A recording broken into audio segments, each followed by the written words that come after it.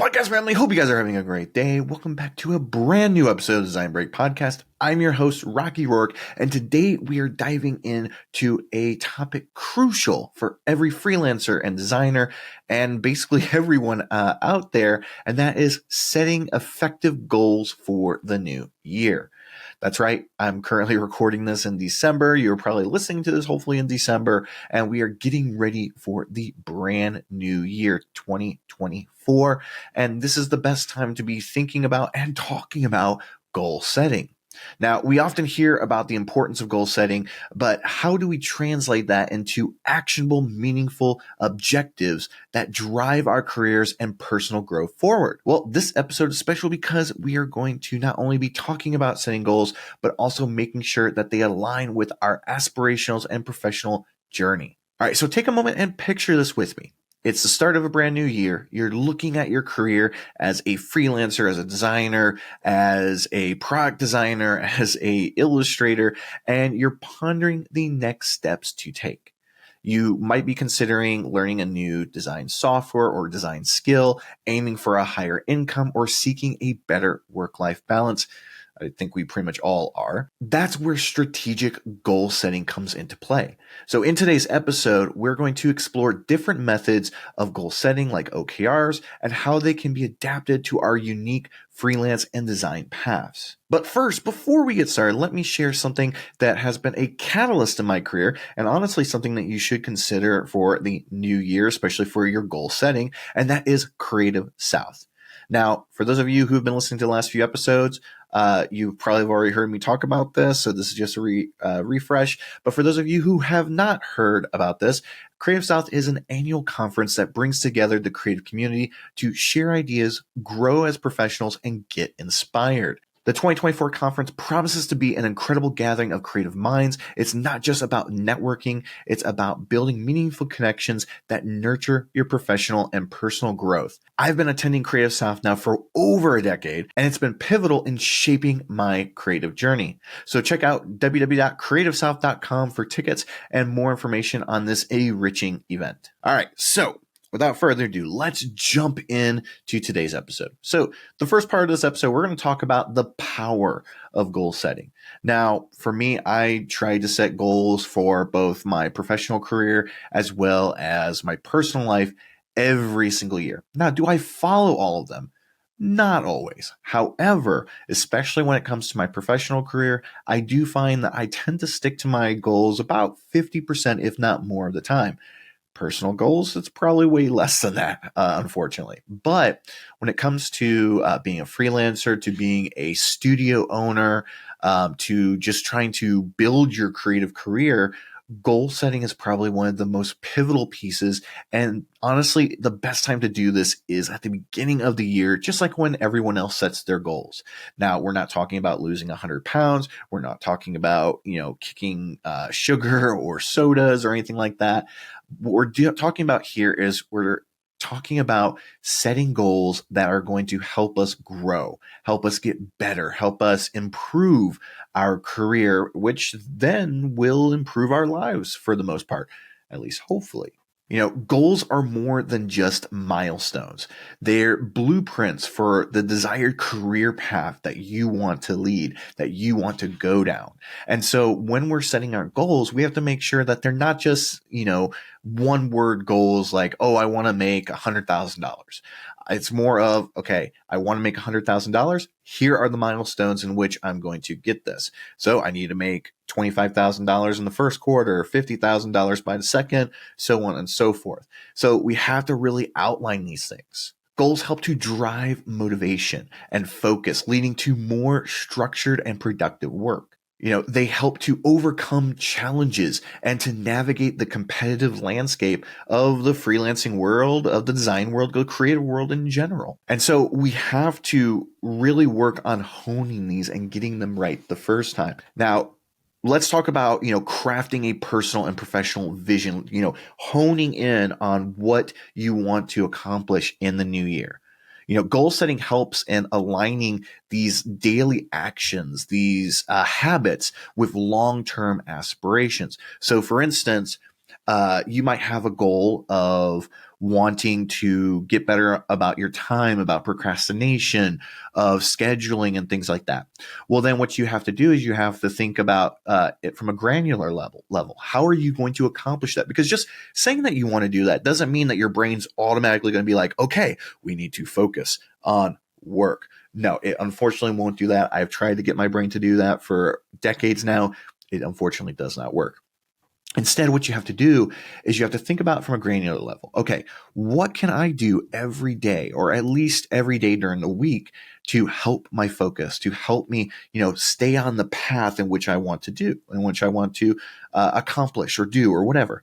And so, for instance, in that situation, what you want to do is you want to find a habit or something that you can do that helps you with that focus. One of the things that I use to help with that focus is bullet journaling or note taking. In fact, here I have my notebook here. It's just a simple notebook. It actually is a field notebook, or in this case, it is a moleskin notebook. And this is notebook number 24. I've been doing this now since I think 2017, 2018. Where basically whenever I have a meeting, whenever I have a thought or an idea, I go through and I just write it into this notebook. And at the end of the month or end of the quarter, 6 months, year, I go back and I look at all of my notebooks from that year and I kind of like rehash what ideas I came up with, what things I discussed on meetings and things like that. And what I found is by having this notebook and by having a bullet journal, which I don't know, I can't remember if I've done an episode on bullet journaling. I probably should if I haven't, but definitely go check it out on YouTube. Just search bullet journaling. And I can't remember the name of the person that wrote the book on it, but it's honestly a great tool to help with focus. But for my instance, with note taking, it helps me to be more available in the moment. I have ADHD, undiagnosed, but I'm 100% sure I have it. And one of the biggest problems I have is focusing on meetings. So what I will do, and I tell my clients this, whenever I first start working with them, you will see me take copious amounts of notes during calls. The reason why I'm doing that is because by taking notes, my brain is doing two things at once. It's able to multitask. I'm able to listen to the client, and then I'm taking what I'm listening to and putting it out onto paper. And so by having those two interactions, I'm able to focus a lot more instead of daydreaming, instead of coming up with ideas or like, I wonder if I should have a sandwich for lunch. I'm able to focus a lot more. So things like that. It's very important to have a clear vision and, not just at the holistic level, but at the granular level when it comes to creating these goals for not only your professional career, but also for your personal life as well. So let me actually, put this in a lens that will make sense for you. So this past year, I was coming off of being laid off from my job. I had just reopened my design studio. I was working to rebuild my client list and to get more work coming in the door. So let me give you a real world scenario here when it comes to strategic goals. So this past year, I set myself a goal. We're not going to use monetary terms here. We're just going to say I set a goal to hit 100% of my revenue goals. And I worked hard. I told myself, okay, I have to hit 25% of this by the first quarter. I have to hit 50% by the second quarter, and so on and so forth. And then I even create a stretch goal of, I think it was 150%, just in case, like I was able to go beyond the 100%. Well, I was able to knock this out of the park, and I was able to utilize not just this goal. I wasn't just focused on this goal, but two other goals I had in place. And because I used them all holistically in unison together, I was able to hit 200% of my revenue goals. I was able to double the amount of money that I was hoping to make this year. And honestly, it was tremendous to see. So the way that I was able to do this, the way I was able to reach these goals was I had my revenue goal. I had a goal to sign 2 long-term clients. and I had a goal of bringing on additional help so that I could handle more projects. And so because I did all three of those goals together, I was able to go beyond where I wanted to, go beyond, what I was trying to do with revenue goals. And honestly, I'm still blown away by that. And so you can do this too. If you create these goals that aren't just focused on, one thing in this area, one thing in that area, and instead you look at them holistically and you tackle them together, you can definitely achieve things, and you can, overachieve for sure. Now, you'll notice in what I said there, I was basically kind of creating these measurable goals, but I was also setting achievable goals too. So when you are setting your goals, you want to make sure that they are measurable and they are achievable. So like a revenue goal, let's say you have a goal of making $100,000. That's a measurable goal. You have increments that you're trying to hit, 25,000 the first quarter, 25,000 the second quarter, so on and so forth. And as you're growing, you're able to go through and you're able to see, okay, how am I going? What's, the KPIs, the key performance indicators for this goal. And for revenue, it's very easy because you can see it's a numbers game. You also have to set a goal that's achievable. So if you are just starting off as a freelancer or you're freelancing on the side and you say, okay, I want to make $1 million this year from freelancing, you are not going to achieve that goal. It's not an achievable goal. Versus if you're like, okay, I am working a full-time job, I want to make X amount of money freelancing. Let's say you say, I want to make an extra $20,000 this year from freelancing. That is achievable versus, trying to put these astronomical, goals into place. So you want to make sure that whatever you do is measurable and achievable. So setting an idea, okay, I want to become the biggest design studio in Georgia, right? I'm in Georgia, so I'm using that as an example. Okay, how is that measurable? What are the metrics? What are the KPIs for that goal? Well, just saying that I want to be the biggest design studio in the state, that doesn't say anything. There's nothing that, can be measured with that. Okay. But if you say, okay, I want to be the biggest design studio in the state with a roster of 10 clients, I want to hire on an additional 5 designers, so on and so forth. So they're like, you're adding, bits to it. Those are measurable, right? So you say that you have 10 clients, on your roster. Okay. Then you can go through and count those as they're coming in. So you're allowing yourself, you're giving these goals like measurable pieces. You're giving them KPIs.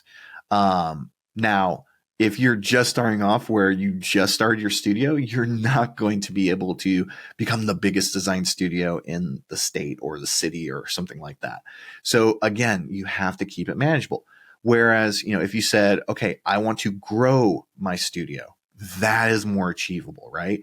But what's behind that growth? You have your metrics, you have your measurable pieces to obtain that. And so it all works out. But the other thing too is just goals are a great way to continuously push yourself to learn and to improve. So one thing to consider and one thing to always remember is, as I've said in many episodes, as a creative, you should always be learning. You should always be pushing yourself to get better, whether that's learning new skills, whether that's improving on failure, learning from failure. You should always be continuously learning, and goals are a great way of that. So for instance, with those of you who might have a goal for skills, like improving on skills or getting better at After Effects or Adobe Illustrator or Figma, you want to push those goals. You want to be able to achieve them because you're going to be pushing yourself to learn and get better. Right now, my content editor, who is probably like, okay, we are going way off the script on this episode.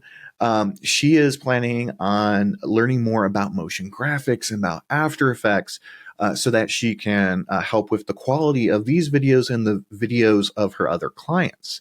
And so, she's setting up herself to work on that both during the holiday break coming up, but also into the new year. So she's setting herself these goals to continue learning. All right. So basically, in this first section here, we talked about the benefits of goal setting. We talked about crafting, a personal and professional vision. We talked about strategic goal setting in action with my shared stories. We talked about setting measurable and achievable goals, and then we also talked about the role of goals in continuous learning. That is a mouthful. All right. So now let's move on to the next section of this episode, which is we're going to talk about the frameworks for success.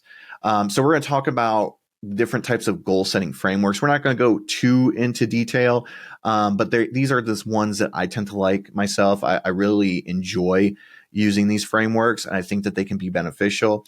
Now, one thing I will note before we get into this is that these frameworks cater to various needs and can be more suitable for certain types of goals over other types of goals. So use them as you will. Adapt them to your own needs as well. So you don't have to follow them exactly. You can adapt them, change them. And I'm sure there's other frameworks too that you could use that might be a little bit better depending on what your goals are. So we're going to talk about, I think, 3 or 4 of these types of goals. The first types of goals that we're going to talk about are SMART goals. So SMART goals this is basically an acronym. So you have, for SMART, it stands for specific, measurable, achievable, relevant, and time-bound. So when you apply SMART goals in any type of goal setting that you have, whether it's a small-term goal or long-term goal, you always have these specific targets. Each letter in SMART represents a specific area. The first one, specific. So here's a good example of this. With specific, you want to outline what the goal is. So let's use this example. Let's say that you are wanting to start your own design studio. All right. The specific goal is I will be working with my partner to build a design studio that caters to branding clients and, let's say, for instance, illustration clients. So that is specific. Now, the next part is measurable. So for that, you would say, we will be measuring the success of our studio against a specific framework of items, and you can list out the different items that they are, basically giving yourself something that you can measure the success against. So for instance, it could be a list of 5 specific bullet points that make a successful brand studio or design studio. The next one is achievable. So with this one, this is a little bit broad, but you could say something like, this goal is 100% achievable as long as we have X, Y, and Z, in our corner. Like, these are the things that will make this achievable, make it successful. The next part is relevant. What does this, goal have to do? Like, what is it relevant to? Okay. It is relevant to me wanting to create something for myself, wanting me to break away from having to work with other design agencies or working in-house somewhere. It's me building a business. So you give it a relevant meaning for the goal. And then finally, time bound. So you give yourself a specific, in our corner. Like, these are the things that will make this achievable, make it successful. The next part is relevant. What does this, goal have to do? Like, what is it relevant to? Okay. It is relevant to me wanting to create something for myself, wanting me to break away from having to work with other design agencies or working in-house somewhere. It's me building a business. So you give it a relevant meaning for the goal. And then finally, time bound. So you give yourself a specific amount of time. So for this instance, we're going to say by the end of the year. Right? And you can even throw in some specific milestones as well into that. So that's kind of like an example of SMART goals tailored specifically to freelancing, to building your own studio. And please, by all means, go check out Google. There's more information about SMART goals. There might even be there's definitely way more smarter people out there than me who are giving examples of this. So definitely go check it out if you have any more questions on SMART goals. The next one here is OKRs. Now, this was something that I got introduced to when I believe, I think it was almost a decade ago when I was working at a web and product design agency based out of San Diego. And at the time, I really wasn't the biggest fan of this type of goal setting. I felt like it was so intuitive. There was so much that went into it, but honestly, it's very popular, especially around the startup communities. Around your clients will probably be using OKR frameworks quite a bit. And honestly, I was shocked at how old OKRs are. I believe they were first started back in the 70s for maybe IBM, Hewlett Packard, something like that. But it's just interesting to actually check out the history of OKRs. But basically, you have O stands for objective, and then KR stands for key results. And what you do is with these is that you create, you could have any number of objectives. So, for instance, let's go back to the financial side of things. Let's say that we want to increase revenue by 100%. That is your objective, is to do that. And then your key results are the different like milestones, the different things that can be attributed to that. So, for instance, a key result of that would be going to network events to bring in more clients, doing cold outreach, doing business development, upselling clients, trying to get them to sign up for more work, and maybe landing 3 long-term clients. So you have these like specific pieces, and honestly, a lot of people, there's some people go really bold with this and they'll have like a dozen different key results. I say have about 3 to 5 of them. And sometimes you won't hit all of your key results. The important thing is that you're working towards the objective. So if you only hit, let's say you have 5 key results and you only hit 3, but you hit your objective goal, then you're a success. You don't have to hit all 5 of your key results in order for you to be a success for your objective. So definitely do some more research into that. There's so much out there. Everybody in the tech space and startup space are using OKRs or something similar to them. So there's a lot more information out there. Now, this next one is an interesting one. And I'm going to say the acronym first before I say the actual name, but it's BHAG. Big, hairy, audacious goals. Now, this is something this is where you kind of, go beyond, what could be obtainable. And so you're trying to push yourself to obtain some sort of long-term visionary goal.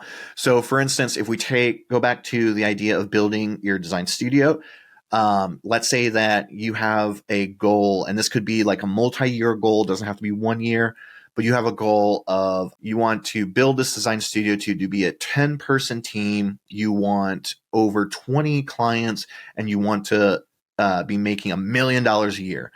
That is multiple goals in one, but it's a very big, very hairy, audacious goal. And it's something that is more aspirational. It might not be obtainable in the short term, but it's focused more on the long term. So a good example of how you can use big, hairy, audacious goals is don't look at them as a 1-year goal, but look at them as a 3 to 5 year goal. So within 5 years, I want to build the studio to be that size, or within 3 years. And then you can break them down into smaller pieces, like how are you going to obtain them? And it could you could use OKRs for that. You could use SMART goals for that. So you can kind of use these together as well. Now, as I said at the beginning of the segment, these frameworks are adaptable to your unique challenges. Everyone's going to have different challenges. Some people will have the same challenges. Some people will have different ones. Everyone's situation is completely unique. And so it's very important that as creatives, that we adapt these frameworks in particular to our goals, to our specific needs. And so please, by all means, when you're doing this research, when you're looking these up in more detail, go through and manipulate them, change them, make them specific to your needs. And like I said, balance difference between short-term goals and long-term goals. So for instance, short-term goals, the frameworks that work best, SMART goals, OKRs. OKRs could even be used for short-term and long-term. But when you have, big, hairy, audacious goals, then you definitely want to look at them for long-term, not just the next year, the next 3 years, 5 years, 10 years. Like, these things don't have to be done tomorrow. You can give yourself a lot more time. And one of the best ways to kind of like maintain that focus on whether immediate task or long-term task or goals is to keep your eye on the bigger picture. One thing that I will sometimes do is I will have a sticky note here on my computer or a few sticky notes with like my main goals. Or what I might do is I might design something really cool that represents my big audacious goal. And I will frame it. I'll put it right by my desk so I can look at it every day and remind myself, this is what I'm working towards. This is what I'm wanting to do. So you have to keep everything, front of mind, you have to keep your eye on the bigger picture. So just to go back over that, we talked about SMART goals, we talked about OKRs, and we talked about big, hairy, audacious goals. I just love that. I think it's hilarious. Every time I see that, I think of a Yeti or Bigfoot. I just love it. All right, so now we're going to jump into actually talking about specific types of goals. We're going to talk about goals for every facet of your creative career, of your freelancing career, and everything like that. Now, I want to emphasize here that, goal setting is not just for business. You can also do for your personal life. During this episode, we're going to focus more on improving your creative career, your business, and everything like that. But the thing I want to just mention here is having balanced goals, not just about, your business life, but also your personal life. We're talking about that work-life balance type thing. You want to try and work towards that. So don't just focus on business, also focus on personal goals. For me, my goal is going to be to lose weight in the new year. That's going to be a major personal goal of mine. But of course, I'm also going to be focusing on growing and improving my business.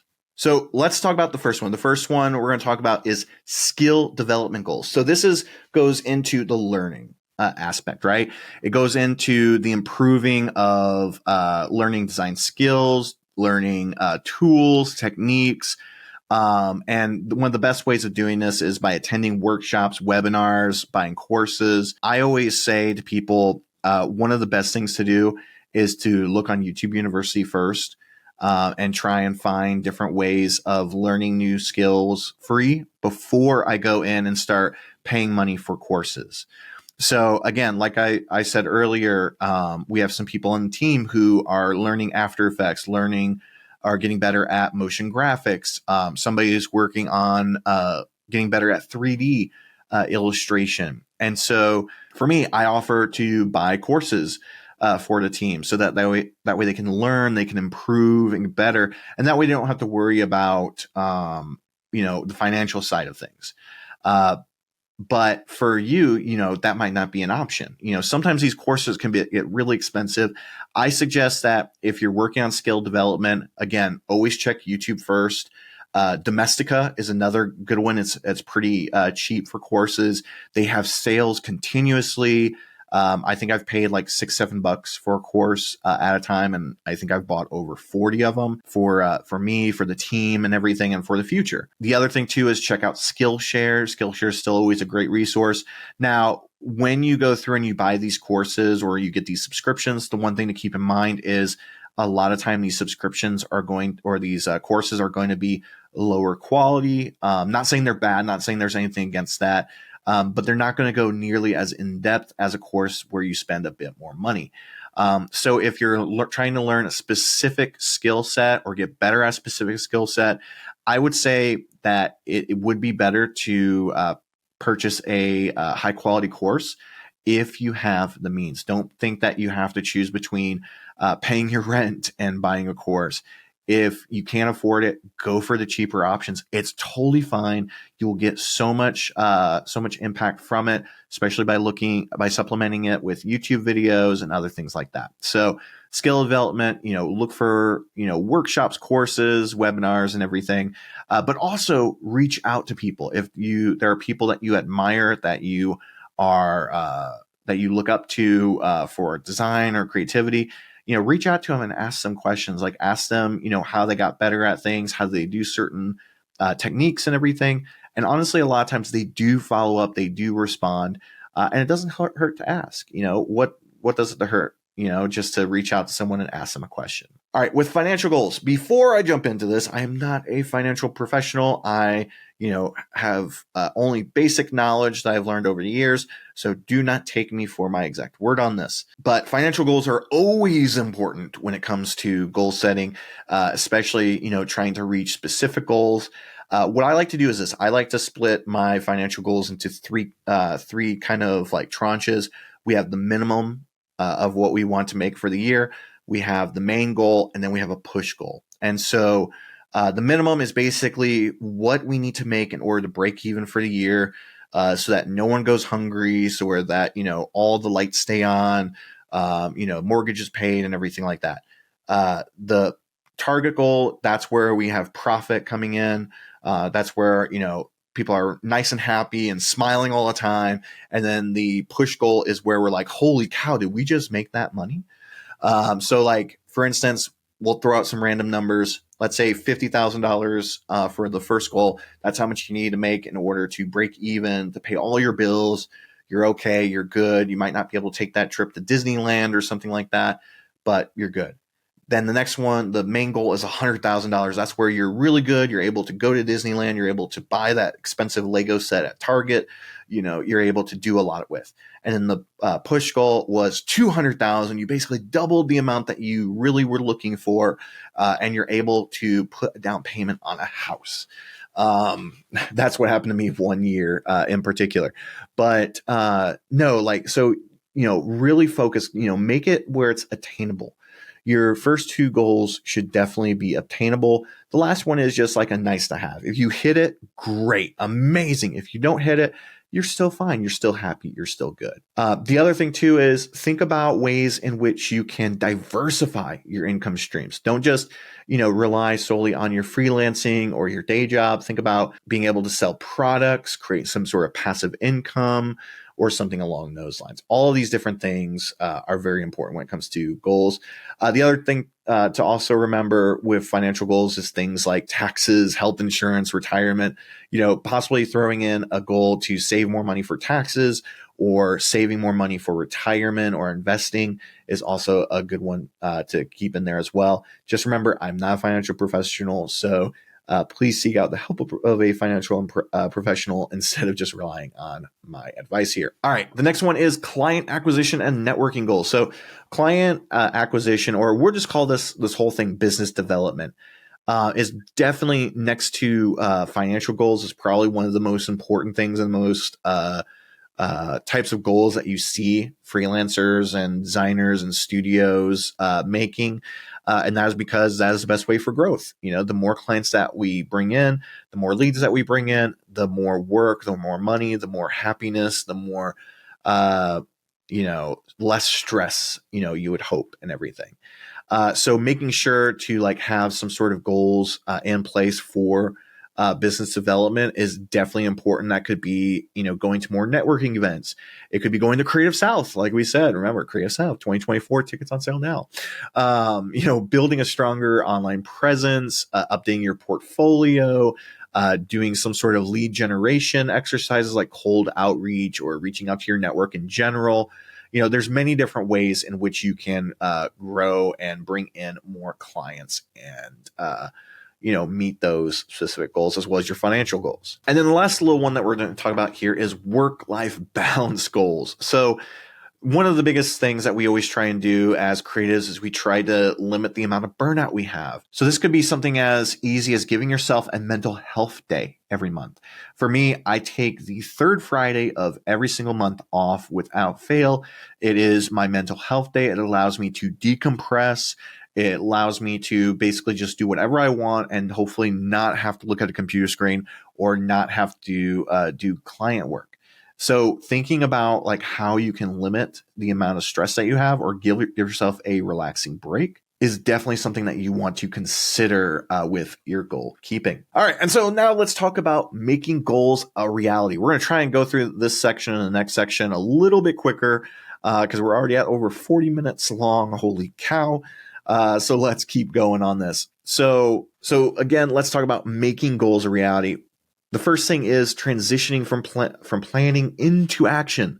So once you go through and you spend all this time planning your goals, one of the biggest issues I've seen pop up time and time again when it comes to everyone, not just freelancers or designers, but basically everyone, is actually putting these goals into action. One of the things I definitely suggest is making sure that you have some sort of check-in, an internal check-in with yourself and your goals to make sure that you're on track every single month. You have 12 check-ins a year. You make sure you're working towards your goals. If you're not, you're able to then write yourself, and keep yourself, on track.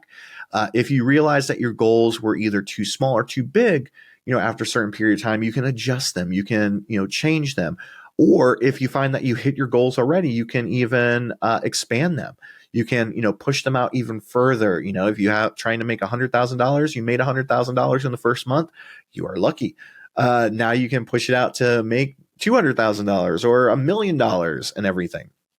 So making sure, that you have some sort of plan in action or a plan in place in order to make these goals a reality is very important. The other thing too is, taking that time to kind of break these goals down into manageable tasks, thinking about OKRs where we have our objectives and then we have our key results. Well, those key results also need to have actual tasks, actual things in place that you can do, whether they're recurring tasks to accomplish a goal or whether, when you do your check-ins each month, you go through and you actually create tasks for that goal so that you can keep on track. But it's very important that you break these goals down into manageable tasks. Now, the next part too is prioritize these goals and tasks, not just sticking around and saying, okay, I'll do these goals when I have time to, or I'll do these once I finish this big project. You should always have a specific time, date, or recurring task in place in order to help prioritize these goals. One thing that we are going to be trying in the new year is taking Fridays as an internal day to help create fun side projects, to create new content that we can continuously put out, whether it is articles, playbooks, guides, whether it's new case studies or Instagram shots, dribble shots, whatever it is. We're gonna work to have those days as Fridays, and that way we get all of our client work done Monday through Thursday.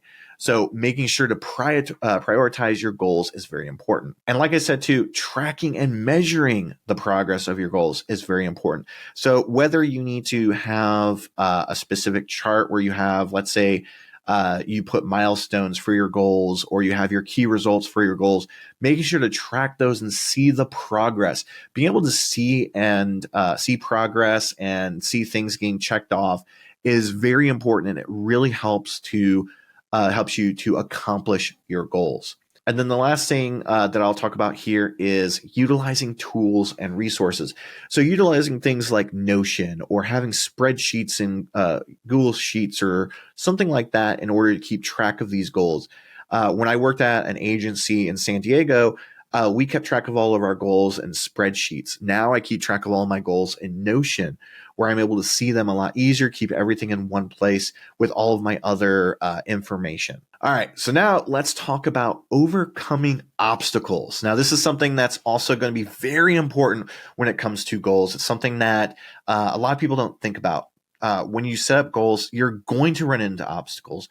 You're going to have goal-related challenges as well. So acknowledge the fact that goal setting and achievement often come with obstacles. It always does. It doesn't, it doesn't fail.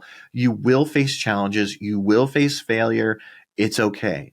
The best thing though is to face these head on and overcome them as you can. So for instance, if let's say, you're halfway through the year and you're less than halfway to your revenue goal, no worries.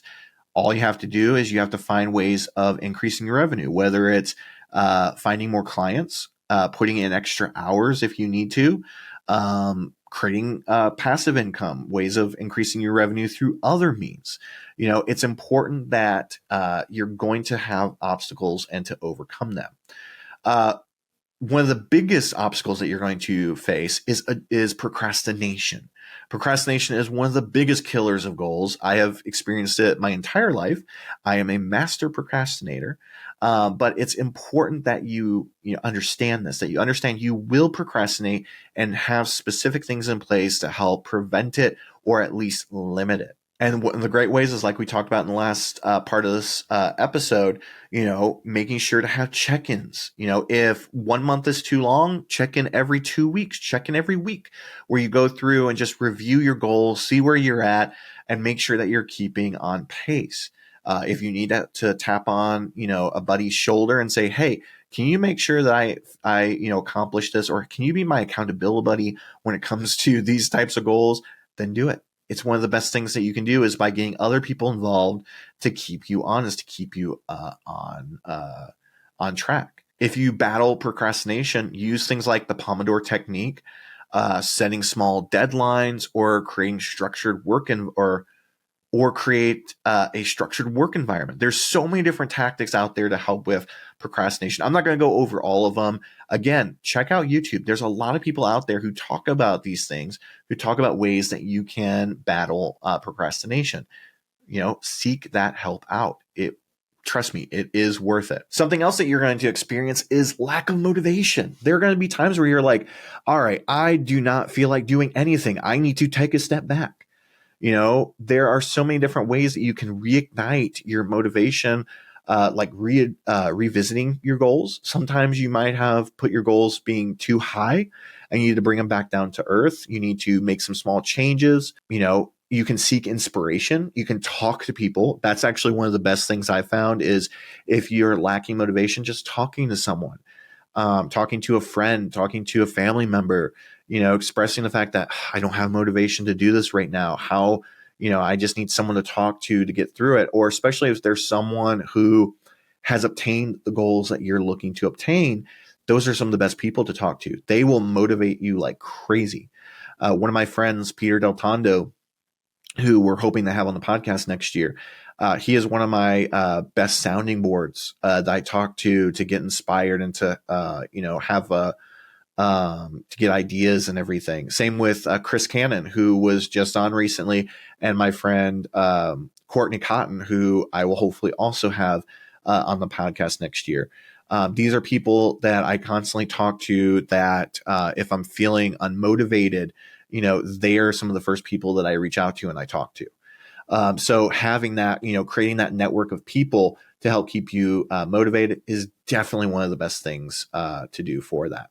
But also the other thing too, and this is something that a lot of people don't think about is, the role of celebrating small wins to maintain a sense of progress and motivation. So when you set up your key results for your OKRs, or you set up your SMART goals, set up small wins, set up a series of milestones or a series of things that once you accomplish them, you can celebrate them for what they are, which is wins. Winning is one of the best forms of motivation by far. But in general, you're going to have setbacks. You're going to have failures. And it's honestly the best thing to do is to focus on a growth mindset. View setbacks as a learning opportunity rather than just a failure. There's been many times in my career, in my life, where I have failed, where I have, had issues or problems that have creeped up. And honestly, like I've used that as fuel.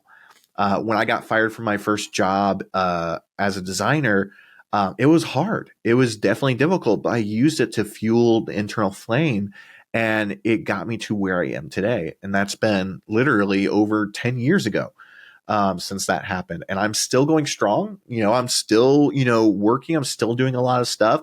Am I still experiencing failure from time to time? Yes, everyone does. We're all human. So you just have to keep going, create yourself support networks of people, of other designers. Me and the same people I just mentioned, we're part of a gamer group, a gamer text channel where we're always texting each other. We play Call of Duty, we play different things. And during those times, we're able to take our minds off of work, but we're also able to talk about work. We're able to talk about, if we have any problems or struggles. And honestly, when I do that, when I play with those guys or when I chat with those guys, I get so much inspiration, so much motivation. But the one thing too that you have to remember, the last thing I'll talk about with this is maintain a balance and trying to avoid burnout. Burnout is one of the hardest things to deal with as a creative. If you haven't experienced burnout, you will at some point in your career. I've experienced it many times, and you have to keep a balance in your pursuit of goals, especially as us creative professionals. We tend to overdo things. We tend to go at things at 100% when that is an easy way for us to get burned out. So please be careful out there. Don't overdo it. Find time to relax and do things for yourself. And there we have it, folks. We are done with today's episode. We're under an hour. I'm so happy that it's not over an hour. Thank God. But we tackled the art of setting effective goals for the new year. 2024 is right around the corner. I'm recording this December 8th, and hopefully this will be going up next week. But I want to thank you all so much for, listening to this full episode. Hopefully you got some great nuggets of wisdom from it. And please remember, in our dynamic industry, setting the right goals is not just beneficial, it's crucial for continued growth and success. If you found today's episode valuable, please share it with your fellow designers and freelancers. Please share it on social media. And if you have any feedback, any suggestions, any ideas, any thoughts on, future episodes, please feel free to leave comments down below if you're watching this on YouTube, or send us a DM on Twitter. It's always great to hear from everybody. But I want to thank you guys so much again for tuning in. My name is Rocky Rourke, and I am very happy to be sharing all this great information with all of you. As always, please remember to stay passionate, stay positive, stay creative. That's it for me, everybody. Goodbye.